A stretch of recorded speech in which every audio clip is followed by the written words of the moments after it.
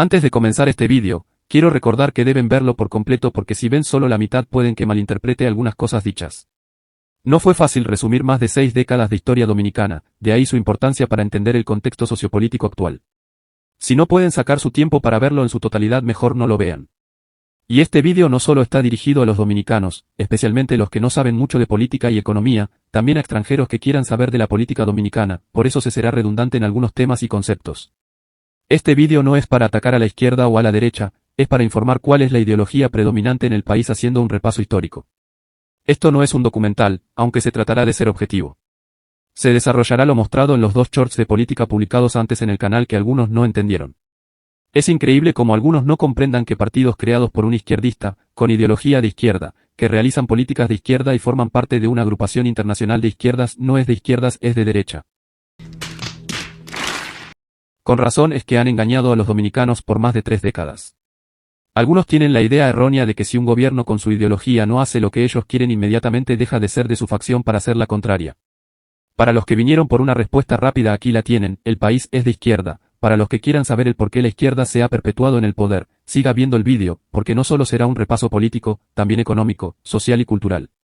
También se ha desmentir los que dicen que la izquierda y derecha no existen RD, aquí no se debe hablar de ideologías, que aquí no vale eso, o que eso desapareció hace tiempo, cuando es algo falso. Obviamente un partido político tiene su propia ideología, así como todas las personas tienen la suya propia, por eso el pensamiento de algunos dominicanos que el discurso ideológico no tiene nada que ver, sí tiene bastante que ver con la política. La rivalidad entre la derecha e izquierda nunca desapareció en la República Dominicana y eso se verá más adelante.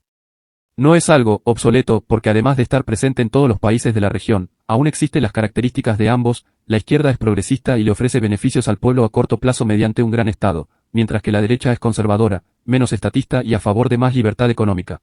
El centro no es neutral como algunos entienden de manera errónea, es el intermedio entre los 2 ejes políticos, por lo que tendrá políticas que toman de la derecha e izquierda. Solo que como no hay un verdadero intermedio, al final termina inclinándose a uno de los 2 lados. Esos conceptos no desaparecen solo por decirlo. Eso también pasa con la batalla o guerra cultural, que cada vez está más presente en el país. Para ejemplificar y se pueda entender más simple, si 2 personas están discutiendo algo y uno de los 2 decide ignorar que están discutiendo, la discusión no desaparecerá y mucho menos si este sigue presente en esta. Saber diferenciar e identificar la ideología de los partidos es importante para comprender perfectamente cuáles son los ideales y propuestas de sus candidatos. Algunos piensan que eso es irrelevante porque lo que importa es que tenga un buen gobierno. Todo político siempre va a querer hacer un mejor gobierno, por eso es fundamental comprender el espectro político para saber cuál es el origen y objetivo de las políticas que éste promulgará. Porque aún hay millones de ilusos que creen que un partido va a promulgar medidas o leyes contrarias a su propia ideología. Es normal que por lo general los dominicanos desconozcan de la ideología de los partidos, pues la centroizquierda ha gobernado el país por más de 3 décadas y casi todo el país no lo sabe, razón por la que se nota la repetición ideológica en los gobiernos aunque supuestamente sean de diferentes partidos. Sobre el populismo y la corrupción, están en ambos lados del espectro político, solo que en ambas facciones existen personas con mucha moral que no permiten casos de corrupción y de mentiras en su administración. Igualmente, hay que entender que un político de izquierda o derecha no siempre va a mantener su postura política en todos los ámbitos y todo el tiempo. Los partidos son multifacéticos y pueden evolucionar debido al contexto en que gobiernan. Por eso muchos creen que Balaguer, siendo de derecha, es de izquierda solo por subvencionar algunos programas sociales para ganar votos fáciles. Y que Leonel, Hipólito y Abinader, que son abiertamente de izquierda, unos crean que son de derecha solo porque aplicaron parcialmente políticas que mejoraron el crecimiento económico, olvidando por completo las subvenciones y la ampliación del Estado en sus administraciones. Para aclarar algunos puntos porque sé que algunos dominicanos lo malinterpretarán. Primero, no se debe juzgar a una persona por su ideología a menos que sea una extremista. El valor de una persona no puede depender de eso, porque hay personas buenas y malas en cualquier lado del espectro político, se puede tener malas ideas y ser buena persona y viceversa, además todos cometemos errores. Segundo, lo mismo va para los que pertenecen o pertenecieron a los nefastos partidos gobernantes mencionados en el vídeo. Porque aún hay muchos miembros que sí son buenos en su administración a diferencia de su partido. Tercero, hay muchos jóvenes que quieren formar parte de los partidos mayoritarios para cambiar algunas políticas y mejorar la población. El problema es que esos partidos tienen sus estatutos bien establecidos basados obviamente en su ideología y modificarlos por unos contrarios es imposible porque irían en contra de su propia ideología, valga redundancia. Por lo que algunos nuevos integrantes terminan absorbidos por los ideales del partido. La otra parte sí hace la diferencia y logra llevarle la contraria al negociar con ellos o estando en un constante conflicto interno. Cuarto, se criticará a las administraciones de la República desde 1961.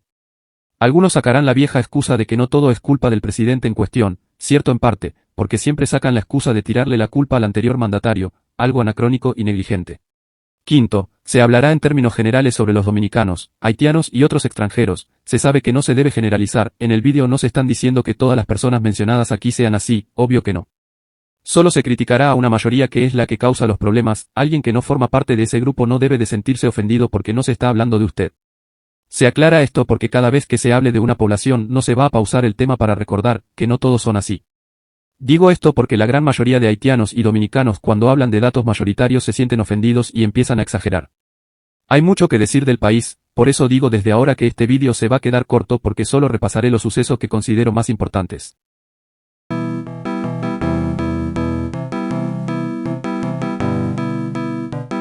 Después de la muerte del dictador Rafael Leónidas Trujillo ocurrió una larga transición hacia la democracia, aquí solo se comentará lo más relevante. El gobierno en ese entonces era del doctor Joaquín Antonio Balaguer Ricardo, el último presidente títere de la dictadura y una vez ajusticiado el dictador permitió que Ramfis Trujillo asesinara a los responsables de la muerte del dictador y algunos opositores. Después de la expulsión de la familia Trujillo por la rebelión de los pilotos y la presión de la OEA, él continuó reprimiendo al pueblo dominicano como los asesinatos a la Unión Cívica Nacional, la masacre de la calle Espeit y la del Parque Independencia. Además, censuró a los medios de comunicación. Él fue quien continuó con el clientelismo del Estado y repartió dádivas para comprar al pueblo. También intentó perpetuarse en el poder mediante un autogolpe de Estado donde creó como gobierno títere una junta cívico-militar. A los 2 días las Fuerzas Armadas dan un contragolpe, eliminan la junta, nombran un verdadero presidente de transición democrática y Balaguer partió al exilio.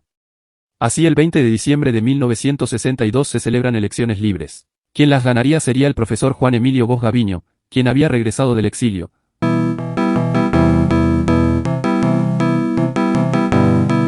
Además de maestro también había organizado la fracasada expedición de Cayo Confites contra Trujillo. Tanto este contacto con los comunistas como su ideología de izquierda hizo que sectores conservadores, de alto nivel económico, la iglesia y hasta algunos militares estuvieran descontentos con su gobierno. Antes de hablar sobre su gobierno voy a explicar la ideología del PRD o Partido Revolucionario Dominicano. En sus inicios era un partido completamente de izquierda, para ser más exacto una socialdemocracia. Sus principales características presentes en sus partidos sucesores son: democracia representativa en el marco del Estado de Derecho. Una economía mixta controlada democráticamente.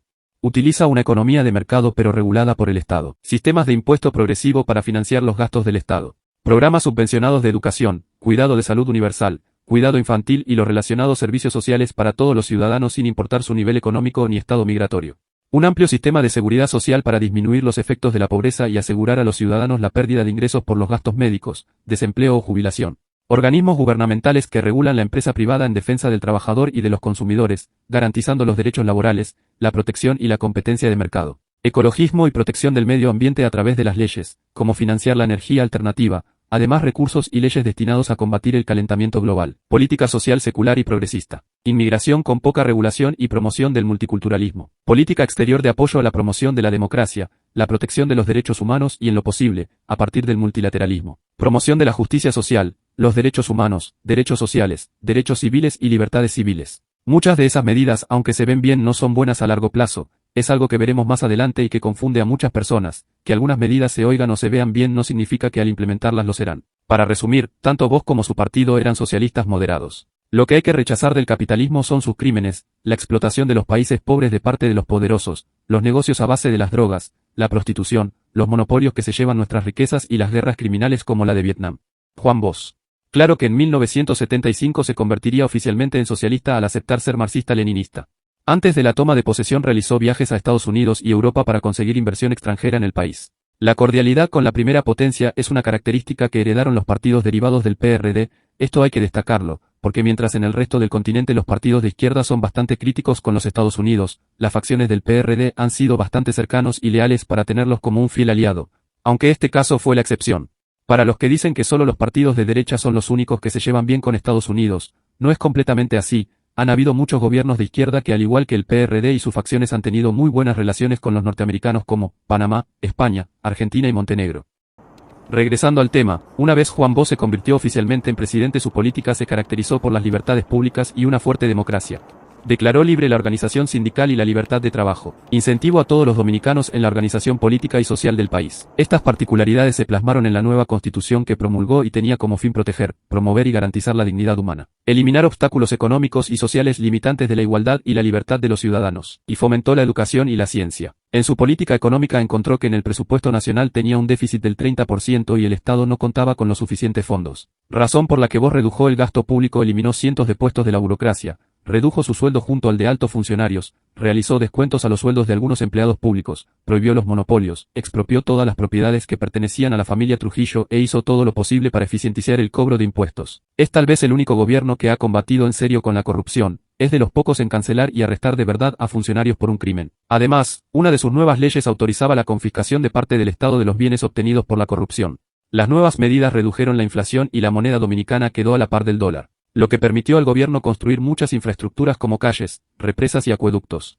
No todo fue positivo en cuanto a lo económico, y es que su ideología se manifestó con políticas más que cuestionables, como obligar a las empresas a distribuir parte de sus ganancias a sus trabajadores. La reforma agraria, en la que se expropió tierras a personas que eran propietarias de muchas hectáreas, con el fin de prohibir el latifundio y limitar la propiedad privada por causa de interés social, Instituto Agrario Dominicano. Esos terrenos fueron repartidos a campesinos como el derecho de tener terrenos, y les distribuyó recursos como instrumentos de trabajo. No tengo que explicar por qué es malo regalarle a alguien fruto de tu propio trabajo y que para colmo no lo aprovechará porque no cuenta ni con los recursos y conocimientos necesarios para administrarlo de forma eficiente. Otras malas medidas de Bosch fue rescindir del contrato de la empresa estadounidense Standard Oil, la cual iba a instalar una refinería de petróleo y sus derivados en el país. Cerró una fuente de ingresos, empleo y parcialmente las inversiones privadas internacionales. Mientras tanto, el precio internacional del azúcar empezó a subir, consecuencias que se verán más adelante. Bosch aprovechó esto para aumentar los impuestos a los productores de azúcar a partir de un precio tope que él establecía. Él justificó la nueva ley con que los impuestos serían utilizados para mejorar la infraestructura y promover la cultura dominicana. La medida extrema fue criticada por los empresarios y es que este tipo de medida se verá muchas veces y tendrá las mismas consecuencias. Porque los propietarios de empresas al tener pérdidas por el Estado recurrirán a recortar el personal, así generando desempleo y las divisas se reducirían de manera abrupta. Esto lo explicó Felipe J. Vicini Cabral no solo a Bosch, sino a todo el pueblo dominicano, y aún al día de hoy hay personas que no lo comprendieron. Pese a las protestas de los empresarios, Bosch continuó aumentando los impuestos, esta vez a las propiedades que aumentaban de valor al ser construidas cerca de una obra del Estado. Otro incidente negativo sucedió, esta vez de parte del vecino. En Haití durante la dictadura de François Duvalier ordena invadir la embajada dominicana por esconder a un militar que organizó un atentado en su contra. Al día siguiente las Fuerzas Armadas y la Marina se movilizaron a la frontera. Para terminar con la crisis el caso fue presentado en la OEA donde al principio no se logró ningún avance en las negociaciones. Así que se realiza la Operación Mangú en la que el ejército dominicano planeaba tomar Puerto Príncipe para liberar la embajada, tarea que sería fácil por el bastante débil ejército haitiano que se negó a luchar. Esta sería la única invasión de República Dominicana a Haití en toda la historia de la isla. La presión nacional e internacional hizo que Duvalier desistiera y se retirara de la embajada dominicana. Así terminaría la única invasión dominicana en la que no hubo pérdidas humanas, cambios territoriales ni daños materiales. Aunque la cosa no acabó así, siguió la crisis de septiembre, o mejor dicho la invasión haitiana del septiembre de 1963. Consistió en que opositores del régimen de Duvalier se enfrentaron a los soldados haitianos, en Jauna Mendez, ciudad haitiana cercana a Dajabón. Los proyectiles cayeron en la ciudad dominicana haciendo huir a sus pobladores, mientras que los rebeldes aprovecharon para entrar en la ciudad. Al poco rato los guerrilleros fueron detenidos por los soldados dominicanos quienes confiscaron sus armas y recibieron atención médica. Este incidente no fue considerado una agresión de Haití a República Dominicana, de lo contrario según Juan Bosch bombardearía Puerto Príncipe. Finalmente con la OEA se llegó al acuerdo de no provocar ningún otro conflicto fronterizo. Regresando a su política. El fin del gobierno de Bosch en tan solo 7 meses, se veía venir desde sus inicios. Un grupo de militares que repudiaban el comunismo y que Juan Bosch nunca los pudo convencer realizaron un golpe de Estado con ayuda de Estados Unidos el 25 de septiembre de 1963. Sus últimos deseos fueron que las tierras del país no cayeran en manos extranjeras y los campesinos no sufrieran crisis económicas. Deseos, o mejor dicho predicciones. El poder ejecutivo quedó en manos de un triunvirato hasta ser derrocado en la revolución del 25 de abril de 1965. Así inició la Quinta Guerra Civil Dominicana, que culminó con la Segunda Intervención estadounidense. Al terminar la guerra se dejó un gobierno de transición y se realizaron las cuestionadas elecciones de 1966 en las que salió electo Joaquín Balaguer.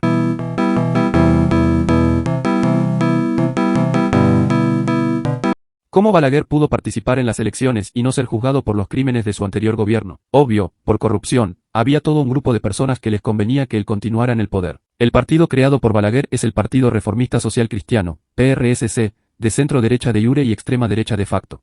En realidad es la fusión de dos partidos, pero para no complicar las cosas se tomarán desde ahora como uno solo. Sus características son: Reformismo que busca hacer cambios graduales solo en aspectos fundamentales con el fin de mejorar la sociedad. Democracia cristiana, fomentar la democracia en base a los principios filosóficos cristianos, donde sus elementos esenciales son la moral objetiva, la dignidad de la persona, la primacía del bien común y la justicia. La verdad es que en sus gobiernos no se respetaron dichos estatutos, pese a que la mayoría de sus seguidores eran cristianos. Conservadurismo social, a favor de conservar los valores tradicionales de la sociedad como el deber, los roles de género, el patriotismo y las prácticas religiosas cristianas.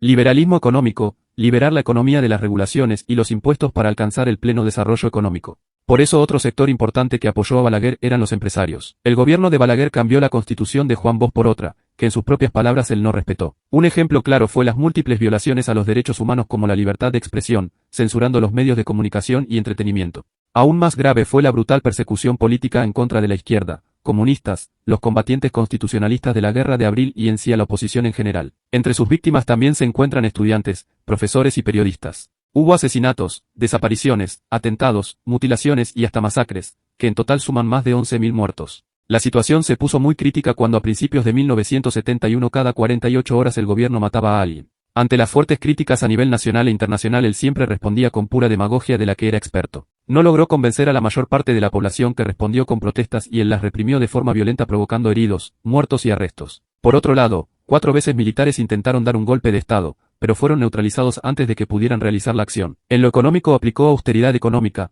lo cual no agradó a muchos sectores que dependían de algunos subsidios. Así fue el caso de la reducción del presupuesto de la Universidad Autónoma de Santo Domingo que provocó una serie de violentas protestas. La reducción del gasto público mejoró la economía, y de esta forma pudo enfocarse en modernizar otras áreas como la infraestructura, el medio ambiente y la educación, además de un control estricto de la inmigración ilegal.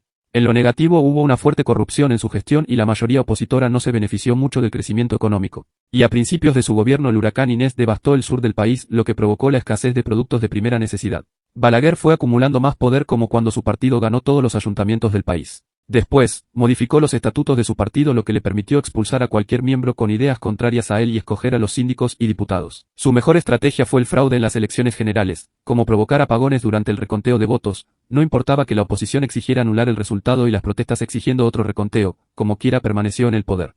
De esta forma en 1970 obtuvo oficialmente todos los poderes del Estado, sumado al fiel apoyo que había tenido todo ese tiempo de los Estados Unidos. Esto provocó que muchos dominicanos buscaran asilo en otros países y otros emigraran de forma ilegal. El PRD con su crisis interna termina fragmentando así surgiendo el PLD de nuevo liderado por Juan Bosch.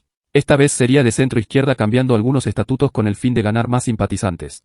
La lucha por las clases bajas de la sociedad pasó a un segundo plano en favor del patriotismo, la libertad, el progreso y el bienestar de los dominicanos. Los 12 años de Balaguer tuvieron su abrupto final cuando ocurre el fallo histórico. Fue un intento de fraude perpetrado por Balaguer enviando militares a la Junta Central Electoral. Su objetivo era detener el conteo de votos para impedir que el PRD ganara las elecciones presidenciales y la mayoría del Senado. Su plan fue arruinado cuando Estados Unidos intervino a favor de los verdaderos resultados en los que ganaba el PRD. Así fue que Balaguer se vio obligado a aceptarlos y abandonar el poder.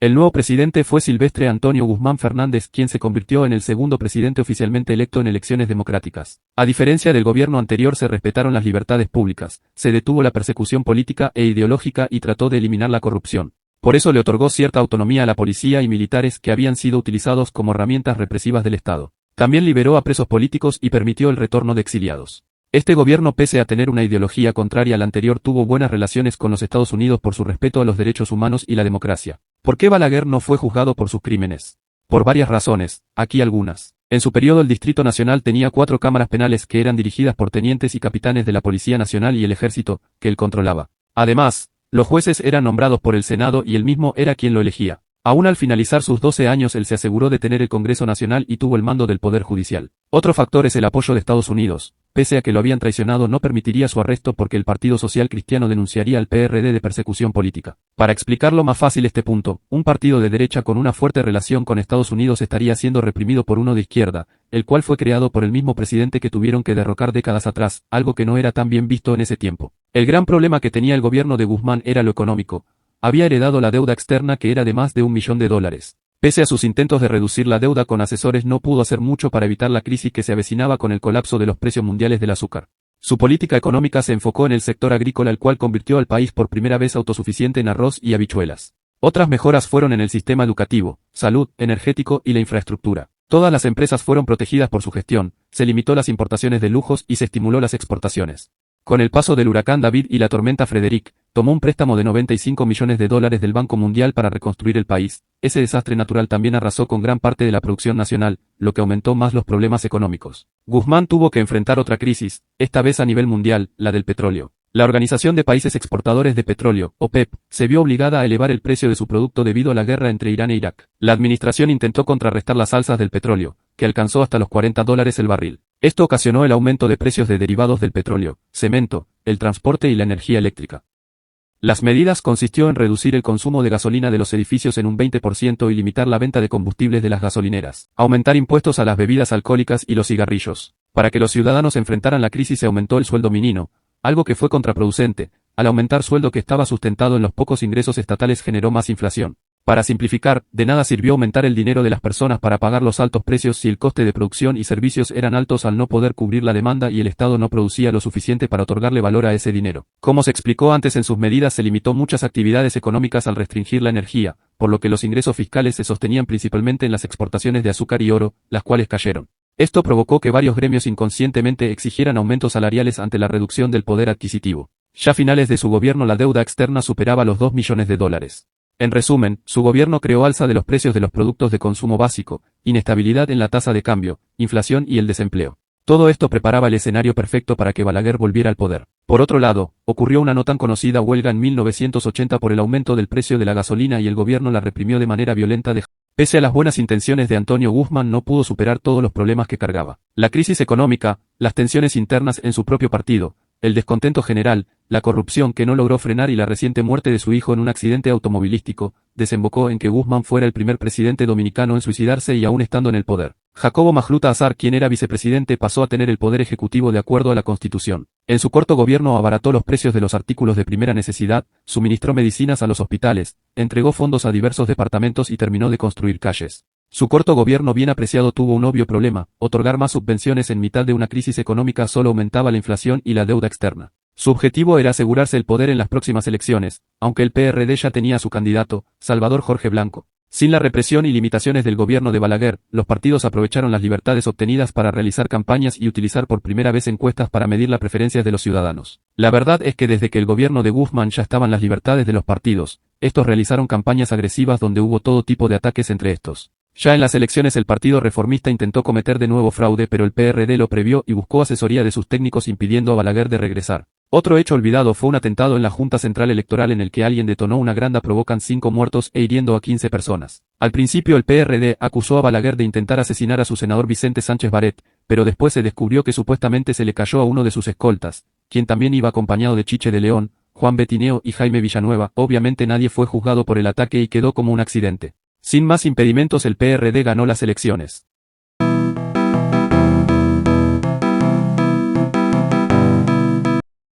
Cuando José Salvador Omar Jorge Blanco asumió la presidencia tuvo que enfrentar la crisis económica que habían creado Guzmán y empeorado Magluta.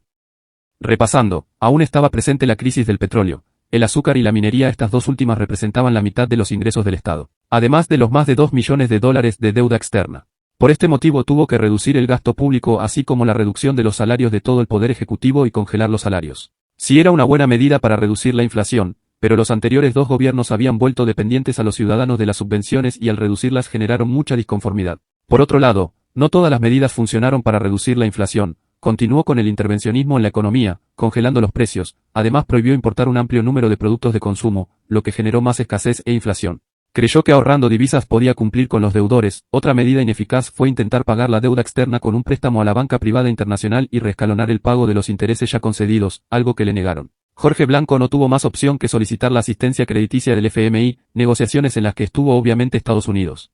De esta forma se llegó a un acuerdo de servicio ampliado por valor de $460 millones. Así que el gobierno, obedeciendo las medidas del FMI, suprimió las subvenciones al consumo, restringió el crédito interno, suspendió la emisión monetaria sin el debido respaldo y prolongó la austeridad presupuestaria. Mientras tanto la mayoría del país estaba empobrecido, desempleado, sin subvenciones, y menos salarios. Como se había mencionado antes, hubo escasez de productos de primera necesidad como alimentos y medicinas, devaluación de la moneda y la fijación para las importaciones del tipo de cambio de 2,75 pesos por dólar. En ese entonces, había funcionado una cotización oficial artificialmente ajustada a la paridad e ignorada por el mercado paralelo de divisas. lo que dio como resultado que los productos aumentaran de precio a más de un 200% y por si fuera poco otra medida del FMI fue la aplicación del impuesto de valor agregado a los productos OITBIS. Así es como la bomba de tiempo explotó el 23 de abril de 1984, o mejor dicho la poblada de abril de 1984. Fue una serie de protestas violentas que duraron 3 días realizadas en todas las regiones del país por los trabajadores más afectados.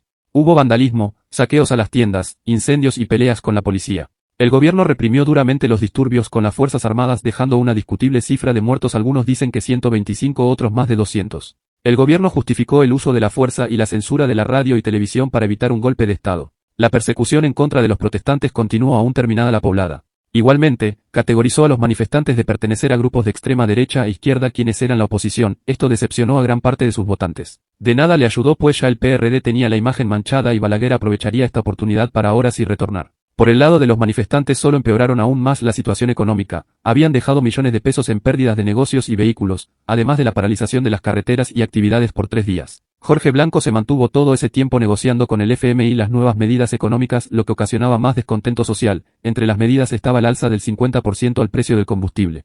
Más tarde, el FMI liberó un crédito stand-by condicionado a la puesta del peso en flotación y creando una tasa de cambio unificada y devaluada. También la reducción de cuotas de importación de azúcar dominicano por Estados Unidos, cuyas autoridades aplicaron medidas proteccionistas en beneficio de los productores locales, lo que incrementó la crisis económica y registró tasas de crecimiento negativo. Las medidas del FMI resultaron y el déficit público y la inflación se redujeron. El gobierno contaba con los recursos del FMI, los ingresos del turismo, las zonas francas y las remesas de los emigrantes que aumentaron las reservas en moneda extranjera y una apreciación del peso con respecto al dólar. Un hecho no tan conocido del gobierno de Jorge Blanco fue el aumento del Estado. Él no fue responsable de la fragmentación territorial del país, pero sí continuó la mala práctica de crear una provincia, en este caso Monte Plata. La República Dominicana tiene 32 provincias, porque el Distrito Nacional también es considerada una. Lo que quiere decir que desde el 1935 la capital de la República Dominicana no es Santo Domingo sino de facto el Distrito Nacional que abarca Santo Domingo de Guzmán. Los anteriores gobiernos querían hacer un intento completamente innecesario de imitar al Distrito de Columbia en Estados Unidos y la Ciudad de México, siendo RD un país pequeño y no tiene el mismo tipo de gobierno que esos países. Las 32 provincias a su vez forman 10 subregiones que integran 3 macroregiones. Para los que no se han percatado, Argentina, el país más grande de Hispanoamérica, tiene solo 23 provincias, es decir, 9 menos que RD. Algunos políticos argumentan que un país pequeño e insular necesita más entidades subnacionales que países grandes y hasta potencias, porque sí, pues obviamente no tienen verdaderos argumentos que sustenten este desastre territorial. Solo demuestra dos cosas, que son completamente ineptos en el tema y que sus votantes son más ignorantes al apoyarlos. Hasta hay políticos que tienen la ridícula idea de hacer la provincia 33 solo para su beneficio económico y personal. Apareció uno que quería un municipio con su nombre, una megalomanía solo comparada con la del dictador Trujillo. Y no es coincidencia, él fue quien balcanizó el país creando provincias con su nombre y el resto de gobernantes continuaron su desastre solo cambiándoles los nombres por el de trinitarios y restauradores, como si esos héroes querían dividir aún más al país, más que un homenaje es un insulto a sus legados. Pero eso no le importa al Congreso, quienes quieren fragmentar el país utilizando mentiras para convencer a los ciudadanos. Reducir las provincias es algo imposible porque a la mayoría de políticos no les gustaría reducir senadores y diputados al unir varias circunscripciones, además, tener que actualizar cientos de documentos, mapas y fusionar servicios públicos. El desastre económico y social creado por el PRD permitió que Balaguer volviera de nuevo, esta vez por 10 años más.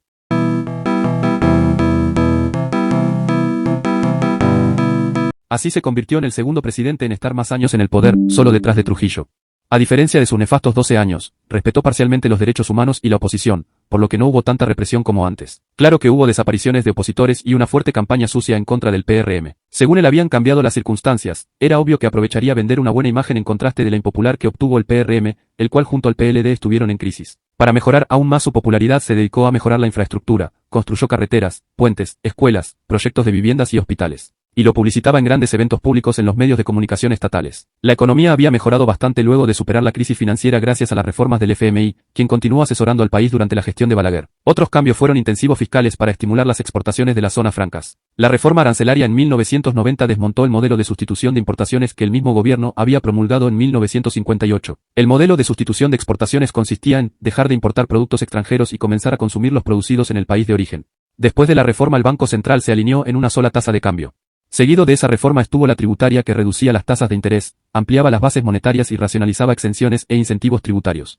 Esto desafió a las empresas monopólicas, con la liberación del mercado y la nueva ley de inversión extranjera, lo que permitió la entrada al mercado de las compañías de comunicaciones Codetel y Tricom. La República Dominicana tuvo un crecimiento moderado a la vez que se redujo la inflación y fue disminuyendo la deuda externa. Algo bastante criticado por Balaguer y que hace que muchos no lo consideren de derecha fue la entrega de dádivas para obtener más votos. Una mala costumbre que se abordará más adelante. Otra mala costumbre que heredaron los posteriores gobiernos es otorgarles altas pensiones a artistas musicales como si ellos ya no tuvieran mucho más dinero que un trabajador promedio, mientras que una pensión de un ciudadano promedio que de verdad realizó un trabajo fundamental para la sociedad es menos del triple que la de los artistas. Y eso no es todo, los últimos gobiernos siempre le dan un montón de facilidades y dinero como si de verdad ellos lo necesitaran. Una de las mejores medidas tomadas de su gestión es que a diferencia de los gobiernos de los últimos 30 años adulones carentes de valentía, sumisos y que permiten injerencia extranjera, Balaguer no permitió refugiados haitianos durante el golpe de Estado de Haití en 1991. Además, realizó una deportación masiva de haitianos ilegales, lo que provocó, como se ve aún hoy, acusaciones internacionales en contra de la nación dominicana. Esta vez de parte de la Organización Internacional del Trabajo de la ONU y la Cámara de Representantes de los Estados Unidos.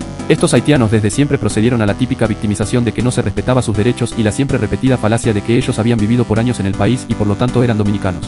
Igualmente, los servicios tenían como prioridad a los dominicanos y no a los haitianos. Otro hecho importante no mencionado con anterioridad fue que Jorge Blanco había defalcado al Estado con 25 millones de pesos en unas compras de las Fuerzas Armadas a empresas de su propiedad. Y en el caso estaban involucrados altos funcionarios, civiles y militares. Por eso una vez Balaguer en el poder la Procuraduría General Dominicana le prohibió a Jorge Blanco salir al exterior. Una acusación bastante hipócrita porque el gobierno de Balaguer además de corrupto había violado los derechos humanos muchas veces.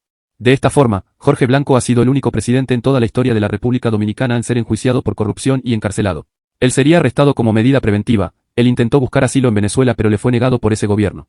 Así que logró escapar a Estados Unidos luego de sufrir un espasmo cardíaco, lo que le permitió ser atendido en un hospital de Georgia. En 1988, aún estando fuera del país, sería condenado a 20 años de prisión y a una multa de 100 millones de pesos. Cuando regresó intentó apelar la sentencia, en una batalla legal bastante larga. En 1991, fue declarado culpable de nuevo y condenado a cumplir 20 años de prisión y a pagar una multa de 73 millones de pesos. Aunque solo estuvo en la cárcel por 2 meses e intentó otra larga apelación. Jorge Blanco tendría que lidiar con la condena hasta que en el 2001 el presidente Hipólito Mejía, que es de su mismo partido, lo indultó. En la actualidad el PRD y sus facciones tratan de hacerlo ver como una víctima de la persecución política de Balaguer. Regresando al gobierno de Balaguer, su gobierno por fin terminaría al no presentarse en las elecciones de 1996, por Pacto por la Democracia, el cual modificó la Constitución impidiendo la reelección consecutiva, separó las elecciones municipales y congresuales y estableció la segunda vuelta en caso de que un candidato no obtenga el 50% de los votos. Y pues ya era suficiente, tenía 90 años y hasta estaba ciego. Para colmo, en las elecciones del 2000 quiso postularse de nuevo. Algunos usan la siguiente frase sin saber quién la dijo: 4 años más y después hablamos, y si fue de Balaguer. Actualmente esta frase la usan los ilusos que creen que reeligiendo a un presidente que no cumplió ni con la mitad de las expectativas las cumplirá dándoles 4 años más. Balaguer en su último mandato le daría su apoyo a Leonel Fernández del Partido de la Liberación Dominicana en una inusual coalición con Vox, su enemigo político de más de 30 años. Esto con el objetivo de impedir que el PRD ganara las elecciones. Después de la muerte de Balaguer el PRSC cayó en una decadencia de la que jamás se recuperó y se convirtió en un partido minoritario. Luego cambiaron sus estatutos que se resumen a que quieren a un presidente igual como Balaguer. Actualmente es un partido satélite del PRD y sus facciones.